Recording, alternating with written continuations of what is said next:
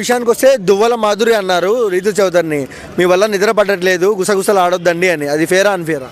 Phere bro. ఎందుకంటే రీతు చౌదరి చూసారుగా ఆ పర్సనాలిటీకి ఉన్నదానికి మరి ఆ గొరగబడితే మామూలుగా అయితే ఆ బిగ్ బాస్ అంటే నార్మల్గా ఎవరన్నా ఈ బాగా టైట్ అయిపోయి అలసిపోయిన వాళ్ళు గురగబెట్టారు పని చేసి అనుకోవచ్చు అనమాట. రీతు చౌదరి ఎందుకు గురగబెడుతుంది బ్రో నాకు అర్థం కాదు. పాపం వాళ్ళు ఏమన్నా అక్కడ పెద్ద పెద్ద బస్తాలు ఏమన్నా లేపుతున్నారా అలసిపోవడానికి, ఇది అవ్వడానికి? నాకు అర్థం కావట్లేదు.